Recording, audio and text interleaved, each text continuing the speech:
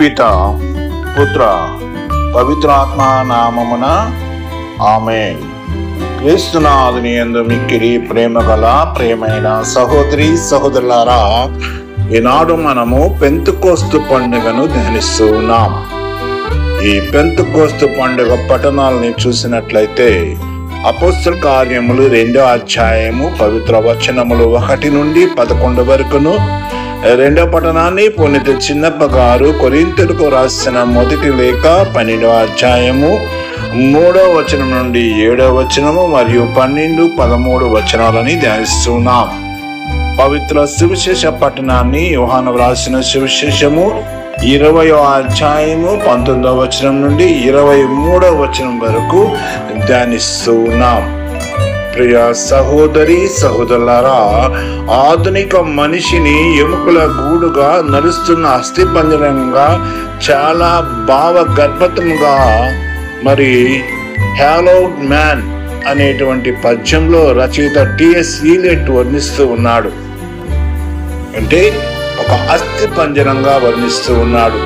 అలాగే అదే టిఎస్ ఈలియట్ రచించినటువంటి వేస్ట్ ల్యాండ్ అనేటువంటి ఒక పద్యంలో అదే కవి ఆధునిక భౌతిక సాంస్కృతిక విలాసాలకు మరి శరీర ఏచ్ఛలకు విచ్చలవిడితనానికి అలవాటు పడిన మన నవీన సమాజాన్ని కదలాడుతున్న ఒక శ్మశాన వాటికగాను, జీవ ప్రవాహం ఎండిపోయిన ఒక ఎడారిగాను, చేప చచ్చిన భూమిగాను వివరిస్తూ ఉన్నాడు.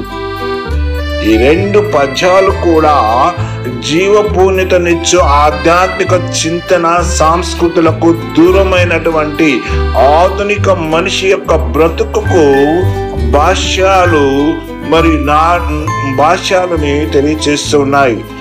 నాడి ఎండిన మనిషికి జీవం చేతనను ప్రసాదించాల్సిన ఆవశ్యకతను జీవం పూర్ణుడు ఆత్మదేవుడు తీర్చగలడు అనేటువంటి విషయాన్ని మనం గమనించాలి. ప్రియ సహోదరి సహోదరులారా, ఆయన పనితనంలో అస్థికలు మహా సైన్యమైనారని చెప్పి ఎజెకేలు గ్రంథము 37వ అధ్యాయము 1 నుండి 11 వచనాల్లో మనం ధ్యానిస్తూ ఉన్నాం. ప్రియమైన సహోదరి సహోదరులారా, పరిశుద్ధ గ్రంథంలో ఆత్మకు కుమ్మరింపు వాగ్దానాలు ఉన్నాయి. ఎల్లరిపైన ఆత్మను కుమ్మరింతునని యావేలు గ్రంథము 2వ అధ్యాయము 28వ వచనంలో ప్రభు మనకు వాగ్దానం చేస్తూ ఉన్నారు. అదేవిధంగా ఎజెకేలుకు రాసిన 30వ అధ్యాయము 1 నుండి 11 వచనాలు చదివితే మీ సమాధులు తెరవబడును, మీకు జీవం పోయినని ప్రభు వాగ్దానం చేస్తూ ఉన్నాడు. ఆ వాగ్దానాలు తీరిన యుగం ఆత్మయుగం. మొదటి పెంతెకోస్తు ఆత్మయుగారంభం. క్రీస్తు ప్రారంభించిన తండ్రి రాజ్య విస్తరిస్తూ ఇక నుండి ఆత్మ నిర్దేశంలో శిష్య సంఘం నెరవేరుస్తుంది. అందులో మొదటి పెంతెకోస్తు 2000 సంవత్సరాల క్రితం అపోస్తులను ఆవహించి సమూలాగ్రంగా మార్చేసినటువంటి ప్రభు కార్యోన్ముఖులుగా చేసి ఆదిమ సువార్త ప్రబోధ ఉద్యమాన్ని ప్రభంజనం చేసింది. ప్రియ సహోదరి సహోదరులారా, ఈ ఆత్మ కుమ్మరింపులో సువార్త వ్యాప్తి కోసం క్రైస్తవ సమాజం ఆవిర్భవించింది. అందువలన పెంతెకోస్తు సంఘం అంటే శ్రీసభ పుట్టినరోజుగా మనము పెంతెకోస్తు పండుగను జరుపుకుంటున్నాం. ప్రియ సహోదరి సహోదరులారా, మొదటి పెంతెకోస్తు అపోస్తులను ఊహించిన విధంగా మార్చింది. సాదా జాలరి జనం ధైర్యవంతులు కావడమే కాకుండా వారిలో ఆంతరింగిక గుణాత్మక మార్పు వచ్చింది. దాన్ని దేవుడు తప్ప వేరే ఏ శక్తి కూడా చేయజాలదు. వారు ఆత్మ స్నానాన్ని పొందుకున్నారని అపోస్తుల కార్యంలో 1వ అధ్యాయం 5వ వచనంలో ప్రభు పలుకుతూ ఉన్నాడు. అంటే వారు ఆత్మ స్నానాన్ని పొందారు. ఆ ఆత్మ ప్రభావంతో నడిపింపుతో ప్రపంచ చరిత్రనే మలుపు తిప్పారు. గుణాత్మకమైన మార్పు ఒక ప్రక్రియ ఫలితంగా వచ్చింది. ఆ ప్రక్రియలో అనేక దశలు ఉన్నాయి. మొదటిగా ఆత్మ వారిని ఆవహించింది.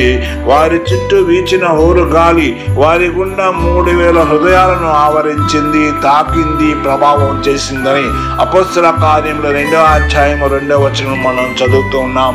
ప్రియ సహోదరి సహోదరులారా, ఇక రెండవదిగా ఆత్మ ద్వారా వారు సమీకరించబడ్డారు. అంటే వారు ఆత్మతో నింపబడ్డారు.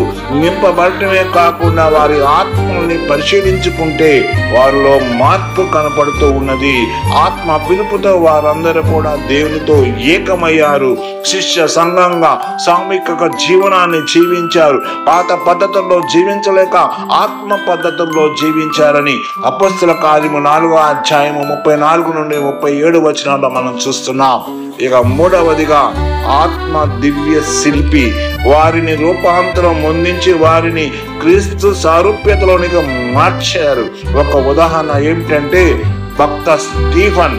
అపోస్తల కార్యములు 6వ అధ్యాయం 5వ వచనము 8, 15, 7వ అధ్యాయం 60వ వచనంలో చూస్తే ఈ శిష్యుల ఆలోచన విధానాన్ని, ఊహల్ని సమూలంగా మార్చేసి కొత్త ఆలోచన సరళిని ఇచ్చారు. క్రీస్తు మనసును వారిలో వికసింపచేశారని మనం చూస్తూ ఉన్నాం. ఉదాహరణకి జఫాలో పేతురు దర్శనం చూసినట్లయితే అపోస్తల కార్యము 10వ అధ్యాయం 10, 16 వచనాలు మనం చదివితే ఈ విషయాలన్నీ కూడా మనకు తేట తెల్లమవుతాయి. ప్రియ సహోదరి సహోదరులారా, ఇక 4వదిగా వారు ఆత్మల ద్వారా నడిపించబడ్డారు. క్రీస్తు ఖైదీగా పౌలు సువార్త ప్రచారాన్ని ఆత్మ దర్శకత్వంలో ఆయన చెప్పు చేతుల్లోనే చేశాడు. ఈ చతుర్దక క్రియలలో ఆదిమ సంఘం లోక అంచుల వరకు క్రీస్తు వాక్య విస్తరణ ఉద్యమాన్ని చేర్చగలిగింది. అదే అపోస్తుల చర్యలు ఆత్మ పని ఫలితంగా మనం చూస్తున్నాం. ఆత్మ పని పూర్తి కాలేదు. ఈ ఉద్యమం ప్రపంచమే కొనసాగించాలి. కాబట్టి ప్రస్తుతం మనం పెంతెకోస్తు వేరే మజిలీ ఆత్మ పనిని కొనసాగిస్తుంది. సంఘం సహకరిస్తుంది. ఈ జంట కార్య నిర్వహణ ఫలితాలలో ఆదిమ సంఘం స్థిరాస్తిగా వదిలిన ఆత్మ ప్రక్రియ అదే దశలలో జరగాలి. అప్పుడే ప్రస్తుత మజిలీ ఫలభరితమవుతుంది. ప్రియ సహోదరి సహోదరులారా, ఈనాటి సువార్తలలో ఉత్థాన క్రీస్తు అపోస్తులపై శ్వాస ఊది ఆత్మను దానం చేస్తున్నాడు. పూర్వం యావే శ్వాసను ఊదగా మట్టి ముద్ద మనిషి అయ్యాడు. నేడు యేసు శ్వాసను ఊదగా మాంసం ముద్ద ఆత్మ మందిరం అయ్యింది. దానం చేయబడిన ఆత్మను అంత నివాసిగా క్రైస్తవుడు లేక విశ్వాస బంధం పెంచుకోవాలి. ఆత్మకు సన్నిహితంగా మనము ఏకమవ్వాలి. ఆత్మ గుప్పెట్లో వశమవ్వాలి, ఆవహింపబడాలి. ఆత్మ నడిపింపులో క్రీస్తు సారూప్యతను పొందాలి. క్రీస్తు మనసును ధరించాలి. విధిగా ఆత్మ ఫలాలు పండించాలని గలతీయులకు రాసిన లేఖ 5వ అధ్యాయము 22వ వచనంలో పౌలు గారు మనకు వివరిస్తూ ఉన్నారు.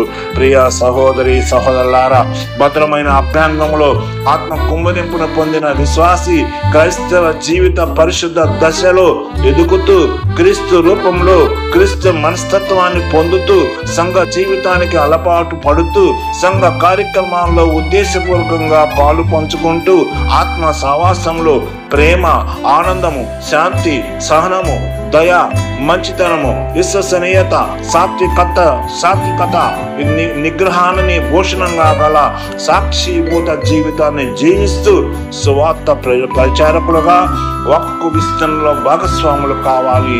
ప్రియ సహోదరి సహోదరులారా, ఆమూలాగ్రంగా మార్పు నందుతూ ఆత్మస్పృహను కలిగి ఆత్మ చైతన్య స్రవంతిలో జీవం పొందుతూ సువార్తికోన్నోద్యమంలో పాల్గొనాలి. అదే పరిణత చెందిన క్రైస్తవ జీవితం. ప్రియ సహోదరి సహోదరులారా, విశ్వాస ప్రచార అవతారం ఎత్తాలి. క్రీస్తు నామానికి జయం చేకూర్చాలి. నీ కోసం ఆత్మ, క్రీస్తు కోసం నీవు. ఇది మన పెంతెకోస్తు. ప్రియ సహోదరి సహోదరులారా, ఈ పండుగ నాడు మనందరము కూడా ఆత్మ పరిపూర్ణమై ఆత్మచే ఆవహింపబడి ఆత్మతో సహకరించి క్రీస్తు ఉత్థాన మరి పునరుత్థానాన్ని మనం జరుపుకున్నట్లుగానే ఆయన చేసిన అనేక మేలులను బట్టి ఆయన మరలా తిరిగి వస్తాడనే విశ్వాసముతో ఆయన రాజ్య స్థాపన కోసం ప్రతి ఒక్కరు కూడా ఆత్మ ప్రేరేపితులై ఈ యొక్క పండుగని కొనియాడమే కాకుండా ఈ పండుగ నాడు మనందరము కూడా ఆత్మదేవుని వరాలు అడుగుతూ మంచి గుణాలను పొందుకుంటూ ప్రేమ సాత్వికత నిగ్రహంగా దేవుని యొక్క పనిలో నిమగ్నం అవ్వాలని ఈ వాక్యం ద్వారా ప్రతి ఒక్కరిని కూడా ఈ యొక్క పెంతెకోస్తు పండుగ పరిశుద్ధాత్మ దేవుని యొక్క అనుగ్రహాలను పొందుకుంటూ మనందరము కూడా దేవునితో ఐక్యమై జీవించినట్లుగా ఆయన కృపావరాలను దయచేయమని పితా పుత్ర పవిత్రాత్మ నామమున మీ అందరినీ దేవుడు దీవించి కాచి కాపాడాలని పెంతెకోస్తు పండుగ శుభాకాంక్షలతో ఇట్లా మీ స్వరాజ్య ప్రసాద్. ఆమేన్, ఆమేన్, ఆమేన్.